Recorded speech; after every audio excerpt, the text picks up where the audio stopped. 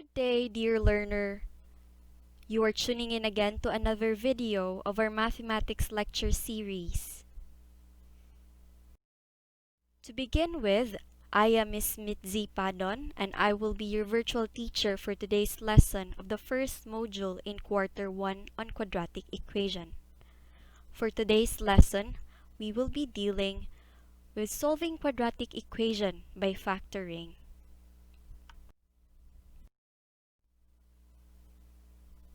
What I need to know. At the end of this lesson, you are expected to first determine the binomial factors of the quadratic equation. Secondly, solve quadratic equation by factoring.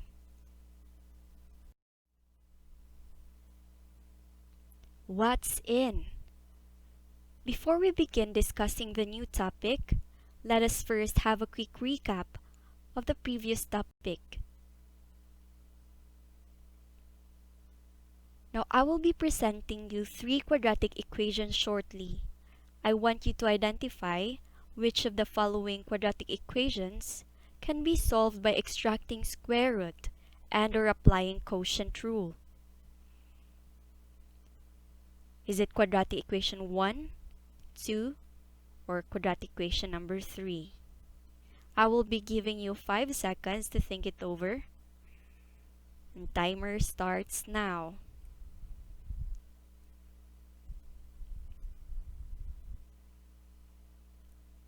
Time's up. So which of the following equations can be solved by extracting the square root and/or applying the quotient rule? That's correct. Equation number 2. And great! Equation number 3. Good job! Now you may ask, what about equation number 1? How do we solve quadratic equations like this? What's new? What method can we use to look for its roots? To look for the roots of equation 1. Now before we discuss another method of solving quadratic equations, let's first have a short activity. On the screen, you will find a square divided into 4 equal windows. The upper windows are filled with numbers 10 and 21. Now, in order for you to fill in the lower windows, you have to think of 2 numbers that when added together will give a sum of 10, or that is the value equal to the upper left window. And when those 2 numbers are multiplied to each other, will give a product of 21, or the value that is found on the upper right window.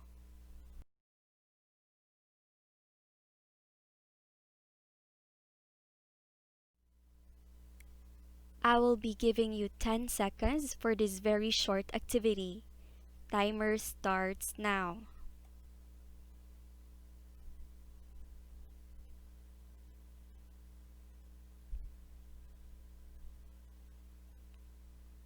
Time's up. Were you able to find the 2 numbers? Did you also get 3 and 7? Well, you're on the right track. Keep going. Now, it is important that you familiarize yourself with the process, as the same concept will be applied in solving quadratic equations using the method that we will be discussing today. What is it? Another method of solving quadratic equations that we will be discussing today is called factoring. Factoring is a process of determining the roots through the binomial factors of a quadratic trinomial using the sum and product rule, or in symbols, that's x squared minus sum x plus product. Sum being the numerical coefficient of the linear term, and product being the constant term. Sounds a little intimidating, Well, don't worry because we will be simplifying things out in the next few slides. Now, in using the factoring method to solve quadratic equations, we look into the numerical coefficient of the quadratic term. There is a set of steps in using factoring method when a is equal to 1 and another set of steps when a is greater than 1. Now, we first will look into the factoring method when a is equal to 1. Factoring when a is equal to 1. On the screen is a description of how factoring goes when a is equal to 1. We will be using an example to understand the concept better, and at the same time, we will be highlighting important terms and concepts one by one. If a quadratic equation in the form ax squared plus bx plus c is equal to 0, we let b be the sum and c be the product. So if given a quadratic equation, x squared plus 10x plus 16 is equal to 0, our sum would be, that's right, 10, positive 10. Do not forget to carry the sign preceding the term, so it's part of the term. How about our product, or the value of the constant term? Great, it's 16. Now, we go to the second line. We let b, which is 10 in our case, be the sum of m and n, or that's m plus n, and c be the product of integers m and n. So going back to our example, we will let 10, positive 10, be the sum, and we let positive 16 be the product. Product of what? Product of two integers. These two integers, represented by m and n, are integers that when added and multiplied will derive the same sum and product. Now, if you can recall from the activity minutes ago, we can apply the same concept. Now, if we draw again the square with 4 equal windows, we will have the upper windows filled with two numbers, 10 and 16, 10 being the sum of the two integers on the lower windows, and 16 be the product of the two integers on the lower windows also. Now, applying the same concept and also following the same method that you used in order to solve the activity minutes ago, what do you think are these two integers that when added together, we get the sum of 10, and when multiplied together, we'll get a product of 16.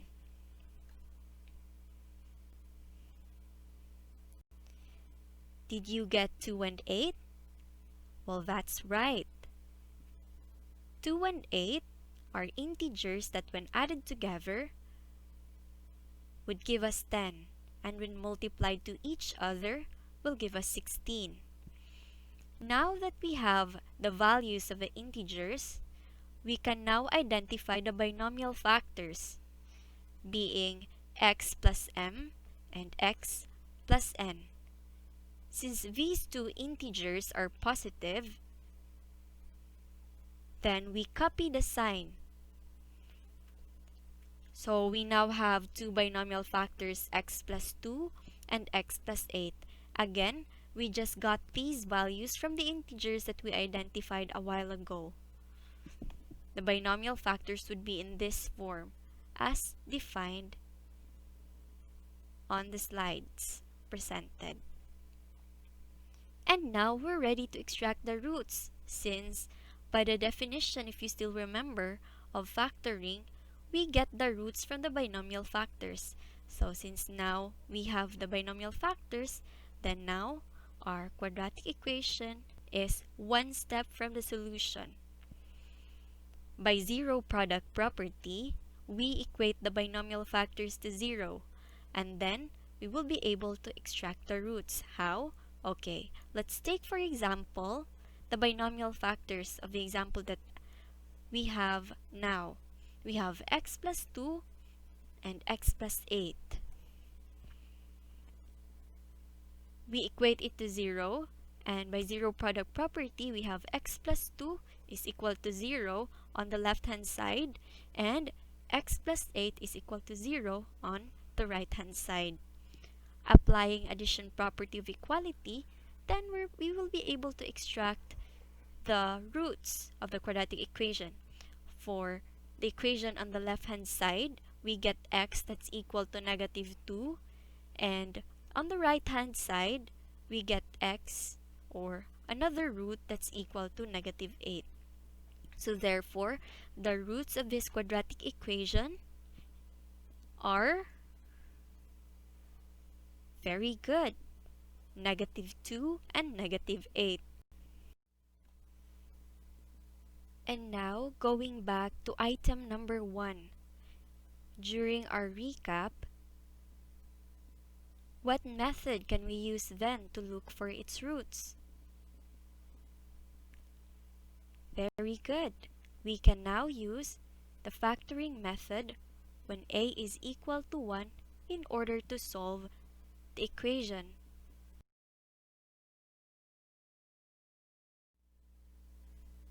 Alright, so here's how we do it. Given the equation x squared minus 10x plus 24 is equal to 0, first step that we need to do is to identify the sum and product by the value of b and c. So what is our value of b, or what is our sum from the given equation? Correct, negative 10. How about the value of our c, or the product? Right, 24. Step 2. Think of two numbers that when added and multiplied will derive at the same sum and product. Can you think of two numbers added together? It will give us a sum of negative 10, and when multiplied together will give us a product of 24. Great! It's negative 4 and negative 6. Step 3. Then use these integers in writing the binomial factors following the sign, may it be positive or negative, that it contains. This is a very important step to remember, that you have to follow the sign that it contains. So how do we write the binomial factors of this quadratic equation? It's correct, x minus 4 times x minus 6. Again, we bear the sign of the integers. So since these integers are negative, the binomial factors are also negative. Lastly, by zero product property, we determine the roots of the equation. So what are the roots of the equation, or what are the solution to this quadratic equation? Right, 4 and 6. Now notice how the signs are different from the roots and that of the binomial factors and integers. Integers and binomial factors, they have the same sign, while the roots take the opposite sign, opposite to that of the integers and the binomial factors. Since these integers are negative, the roots are positive. Good job!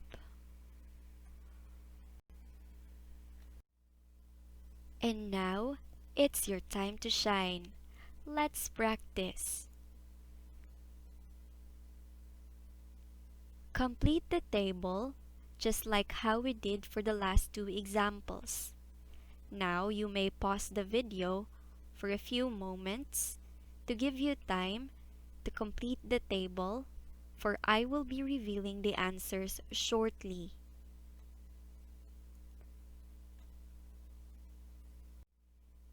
revealing the answers in 3, 2, 1. Alright, did you get the same answers? Fantastic! Now we're through with solving quadratic equations using factoring when a is equal to 1. Now, let's proceed to factoring method when a is greater than 1. Factoring when a is greater than 1.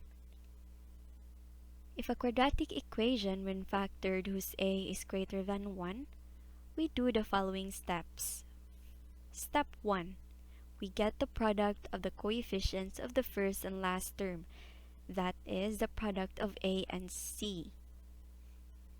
For example, we have the equation 2x squared minus 11x plus 15 is equal to 0. Our a in this equation is 2, right? And our c is positive 15. So step 1, we get the product of a and c. A times c is equal to 2 times 15. 2 being the coefficient of the first term, and 15, positive 15 being the coefficient of the last term. 2 times 15, we get 30. So step 1, we get the product of a and c. Step 2,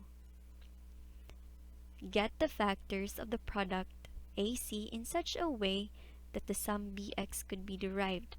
After having gotten the product of a and c, for step 2, we need to find factors of 30 in such a way that when added together would yield to the coefficient in b. So how do we do that? What are the factors of 30? You have 1 and 30, 2 and 15, 3 and 10, 5 and 6, and so on. Now it's important to look into that special factor that we're looking for. Since we're looking for something that when added together, two numbers that when added together will yield to negative 11, then therefore we have an idea that the factors are negative. This is the only way to get a negative sum. Since 30 is positive, then we have an idea that both of the factors are negative. I will not be writing down, I will not be showing on the screen all of the possible factors of 30. I will just be showing some. So you have 2 and 15, 3 and 10, and so on. You also have negative 3 and negative 10. But we're looking for that special pair of factors that when added together will yield to negative 11. So which among the factors will yield to negative 11? Right, it's negative 6 and negative 5.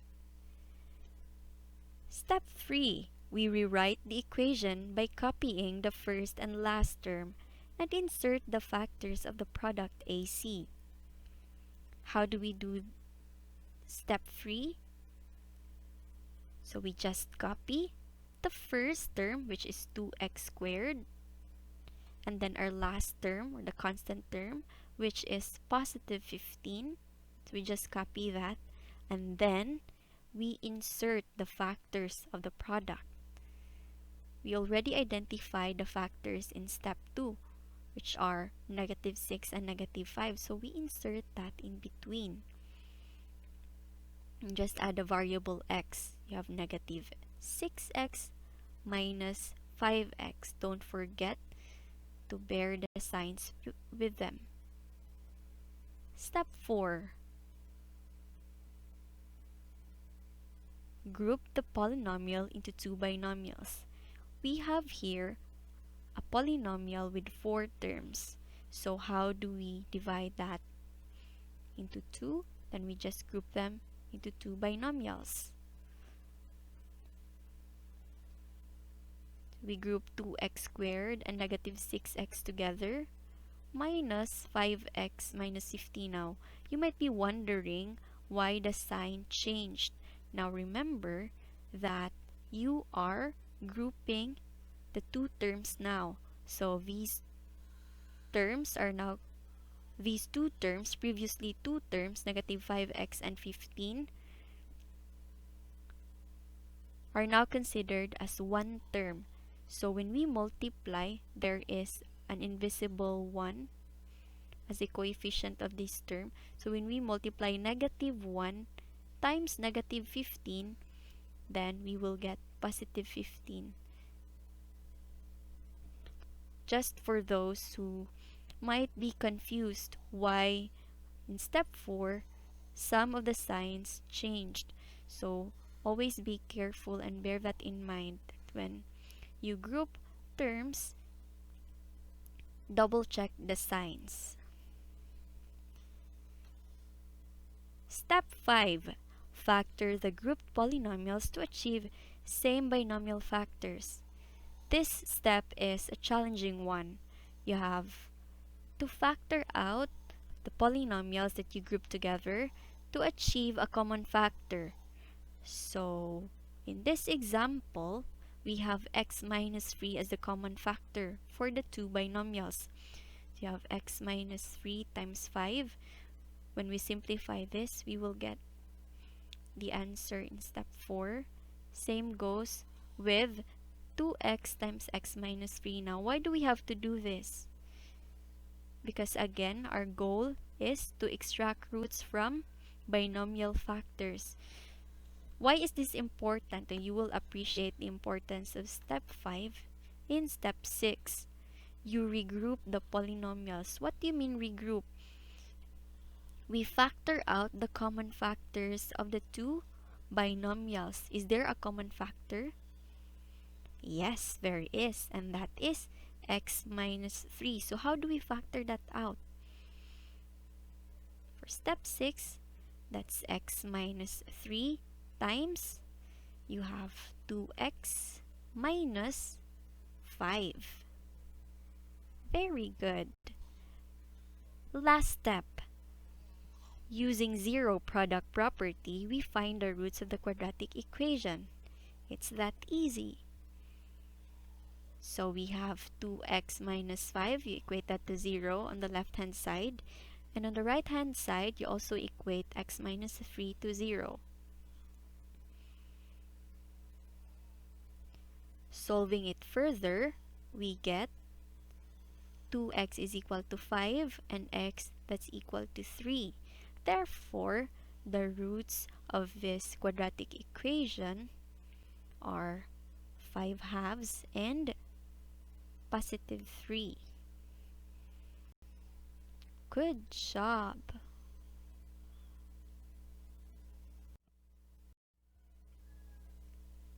Now let's try another example. 2x squared minus 27x plus 36 is equal to 0. Step 1, we get the product of a and c. For this example, the product is great, it's 72. Step 2, can you look for the factors of 72 that will give us the sum of negative 27? Perfect. It's negative 3 and negative 24. Step 3. Rewrite the equation. We copy the first term and the last term, and we insert the factors in between. So we inserted negative 24x and negative 3x. Next step. We group the polynomial into two binomials. Do not forget and be mindful of the sign after regrouping the terms. Just like in this example, 36 now became negative 36 because the negative 1 is being outside the grouping symbol. If we distribute -1 to each of the term, then we will get positive 36. So be mindful when you group the terms again because the signs could change. Next step, factor the group polynomials to achieve the same binomial factors. Step 5. And then we regroup the polynomials. And lastly, we use the zero property to find the roots. Finally, we extract the roots of the quadratic equation. Did you get the same answer? Incredible! What's more? Now it's your turn to answer activity 1.3. In part A, you are tasked to solve for the roots using factoring. Write your answers on your notebook. On part B, on the other hand, you need to solve for each quadratic equation by factoring. You are required to show your solution and box the final answer. Still write your answers on your activity notebook.